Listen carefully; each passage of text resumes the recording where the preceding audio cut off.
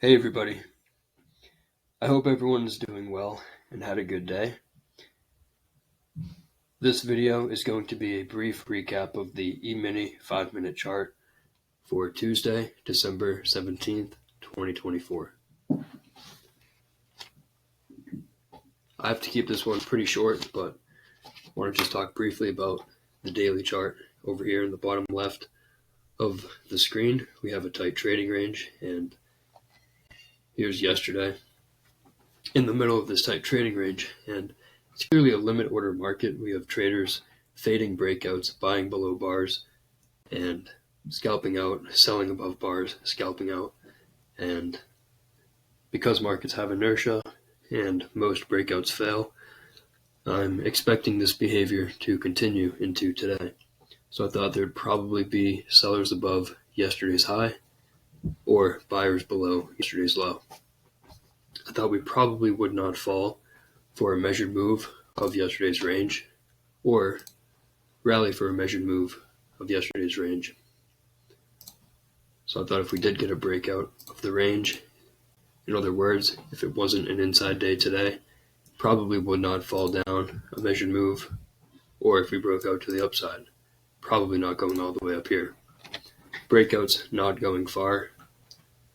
Traders, like I said, fading reversals, trading with limit orders.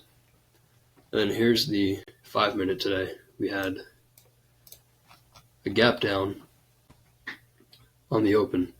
Now the problem for the bears with this gap down is the context. We look to the left, we're still not below this bar's low.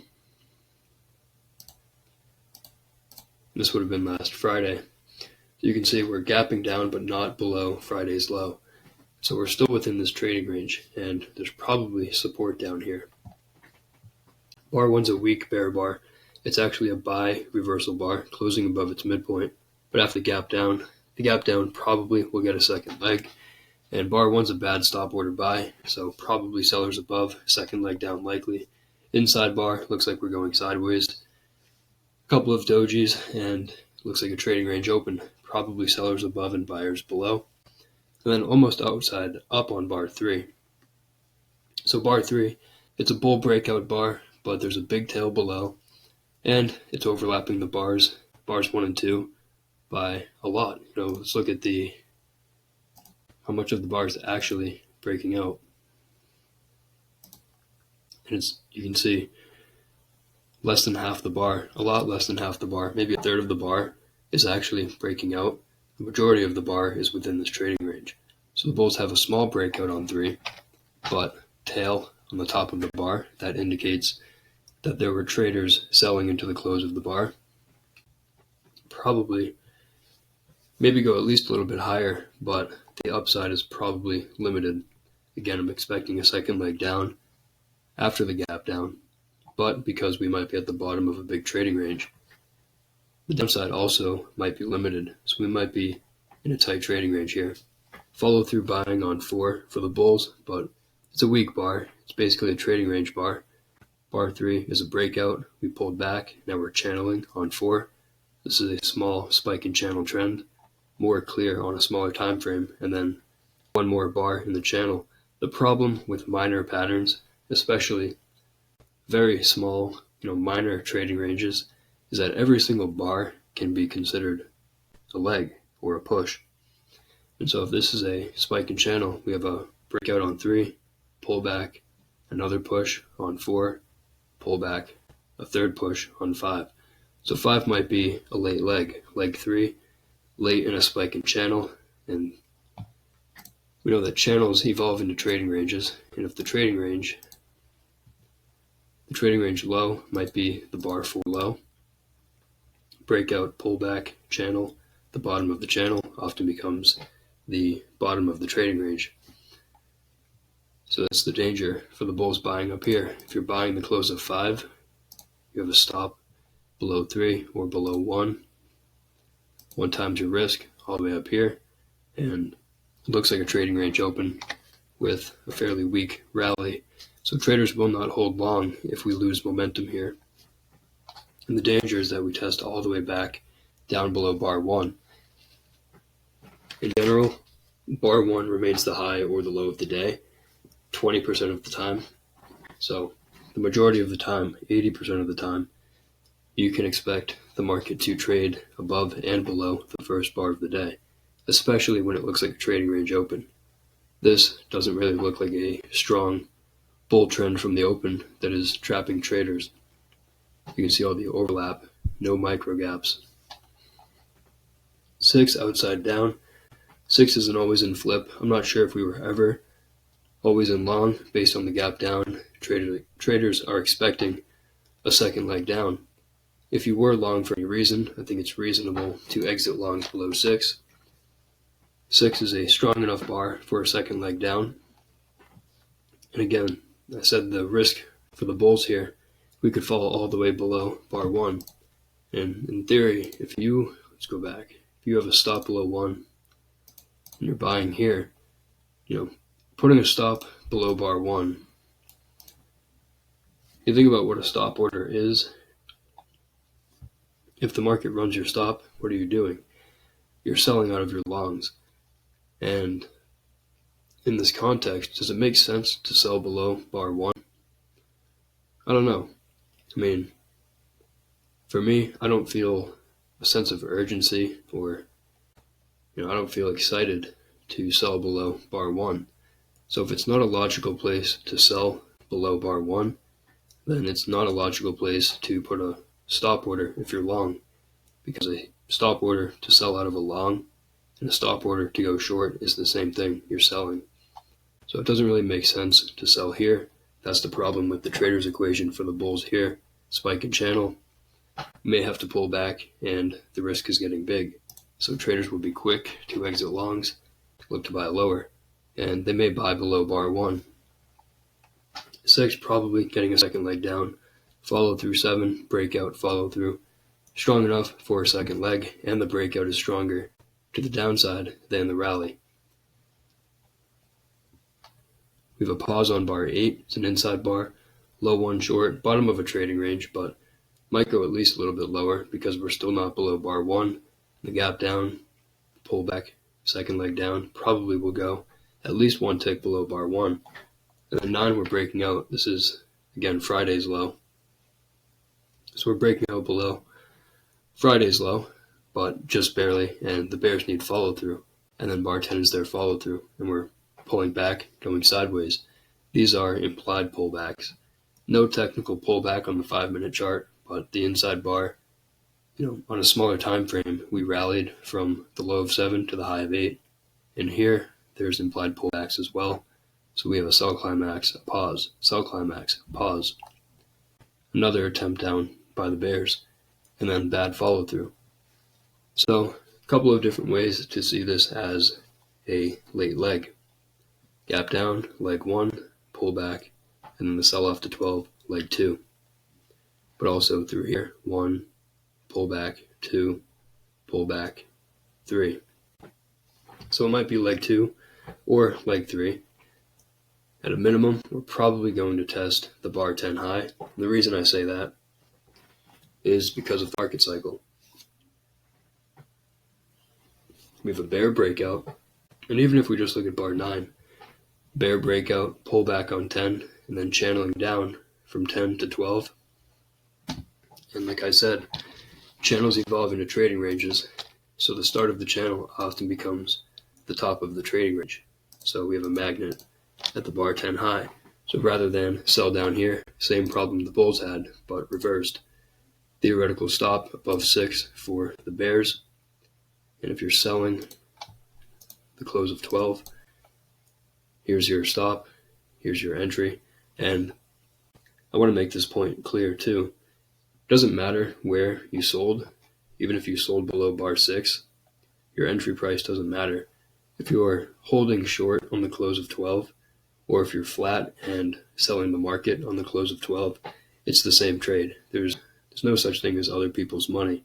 So having open profit doesn't mean it's a risk-free trade. Your risk is from the market price to your stop. So if the stop is above 6, here's the market price, and you're still short, 1 times your risk is down here. And you can only go for 1 times your risk if you're 60% or more certain that the price is going to get to the target. And if you're not that certain, there's something you have to do. The trade is not, you don't have a positive trader's equation with 1 times your risk with less than 60%. And so you can adjust the trader's equation in 2 ways. You can adjust your reward, or you can reduce your risk. The easiest way to reduce risk is to take profits on your position, reduce your position size. Another way to reduce risk is to tighten the stop, and then if you want to keep the stop where it is and you still want to sell here, you could go for 2 times your risk and have a target all the way down here. Now this doesn't look very realistic. This might be a leg in a trading range. Maybe at this point it's a bear channel, but it doesn't look like we're racing all the way down here. I also said you could reduce the risk, but really the stop goes above 6, and if you're not using a stop above 6, maybe you put a stop and measured move up of bar 10, something like that. So there's your risk. You're selling here. Here's your reward. Still fairly far, especially if we're stalling. And then a bull bar closing on its high. So I think 14 is an always in flipping bar, because this is very minor, but it is a wedge bottom and might be the bottom of a trading range. We have a lower low, but the breakout to a new low is fairly weak. Breakout, bad follow through, more bad follow through, and we're testing the breakout point on 14. So bears, they probably get out of shorts above 14. Bulls can buy, taking a chance. But the odds are 6 through 12 will get a second leg down. 15, bad follow through, overlapping. 14, probably going more sideways here. I have the bar 10 high, probably resistance. Because this is the start of the channel, breakout, pullback channel, probably resistance here. We're trying to break out of it, and there's a problem here for the bears. Why are we not falling at this resistance? Why is the market poking above and staying here and then breaking above it? We should be finding, if this is truly resistance, there should be traders selling here. We should be going down. So this is a problem. And we started to get a bull breakout of a bear flag. So a surprise bar on 20, bears giving up. The pullback just lasted too many bars. I think even 15. 15 was either a bull close or a doji, but it closed above its midpoint. So we had 6 or 7 bars without a bear close. That does not happen in bear trends. So this is either a bull leg in a trading range or the start of a bull trend. Common pullback level is 50%. Bear breakout pulled back to 50%, but we did not find resistance there. So resistance is failing. And then again, surprise bar 20. Now 20, it's either a measuring gap or an exhaustion gap. At this point, we don't know, but it looks like a trading range day so far. Breakout's not going far. As you can see below bar 1, we didn't go very far before we reversed up. Now breaking out above 6, but not going very far before we reversed down.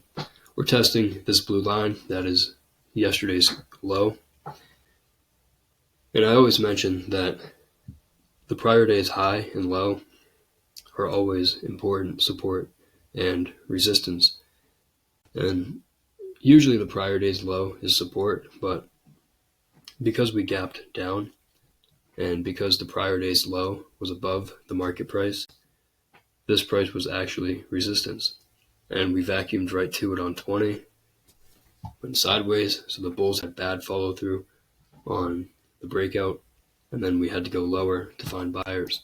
Now, we'll probably get a second leg up, but the question is, will we get a measured move of the bar? So in theory, there's 2 options here for the breakout on 20. You can buy the close of the bar, stop below the bar, go for a measured move up. So you buy here, stop here, target here, or you can sell the close of the bar, put a stop up here, put a target down here. The bears betting that this is exhaustion to the top of a trading range. Maybe it's an expanding triangle, high, higher high, higher high. Not a great shape, but 3 pushes up and 2 pushes down.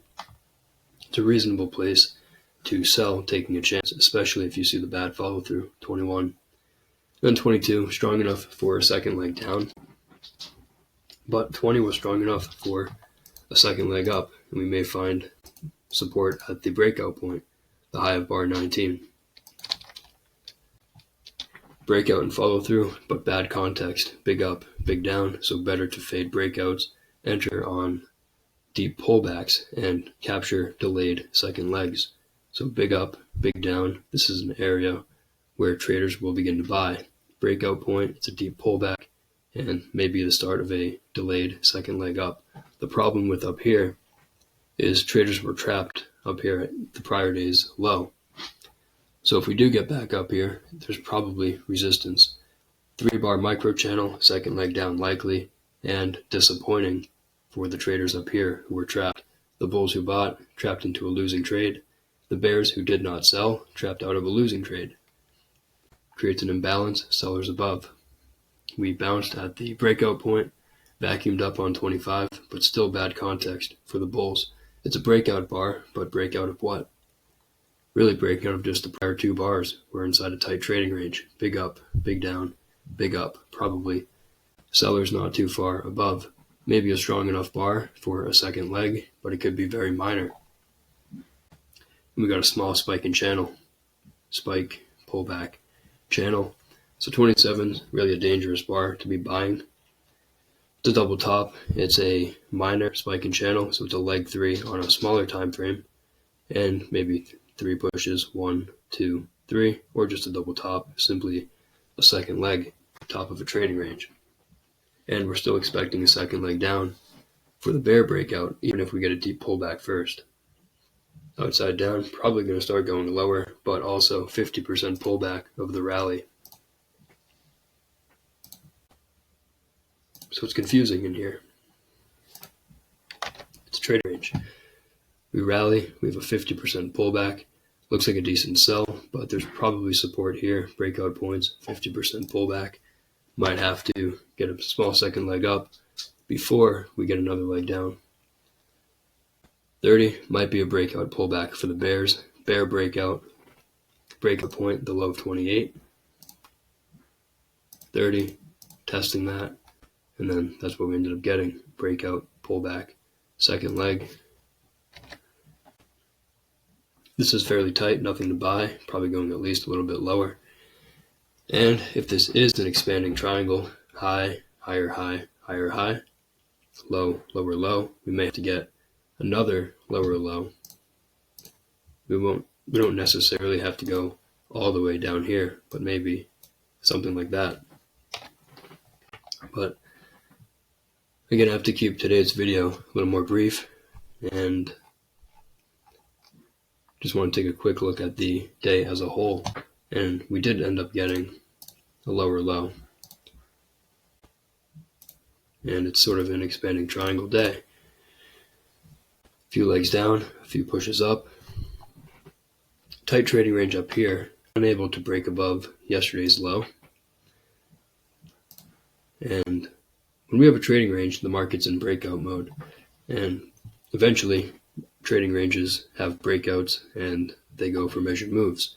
So the question is, in this tight trading range, are we going to get the bull breakout and a measured move up here, or the bear breakout and the measured move down? And of course, in this case, that's what we got. The bear breakout, we found support at the measured move down at the earlier low of the day. So if we look at the prior low of the day, bar 12, there's really just one bar breaking below that, and the bears could not get follow through on 72.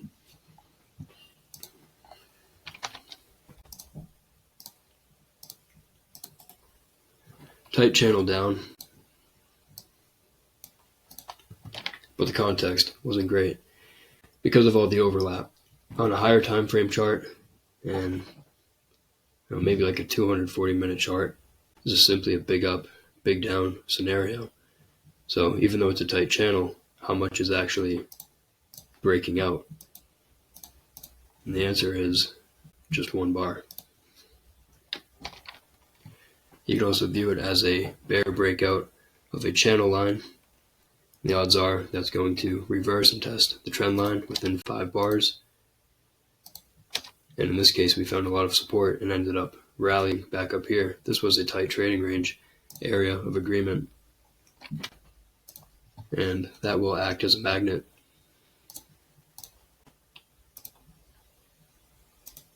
If we just extend it, tight trading range, lots of overlapping bars, getting a bear breakout, and then reversing up right back into this range.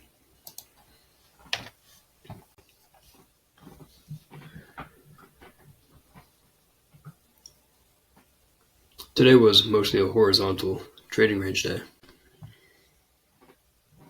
Expectations for tomorrow. Here's the daily chart again on the lower left-hand side of the screen. We have a doji bar, but we're in the middle of a tight trading range. It's a bad buy signal bar. Stop orders are getting chewed up in here. Probably sellers above the bar, and probably buyers below the bar. It's a trading range day within an overall trading range. We're at the bottom of the range, so I think increased chance we have buyers below, and we may actually have to go higher than just the high of today to find sellers. But I do think there are sellers at some distance above today's high. But overall, lots of overlapping bars, and it's breakout mode. And I'm expecting more trading range behavior on the 5-minute chart. Please feel free to leave questions in the comments, and please include timestamps for any question specific to this video. And I'll try to get back to everybody to the best of my ability in a timely manner. And I really appreciate everyone for watching, and I hope everyone has a good night.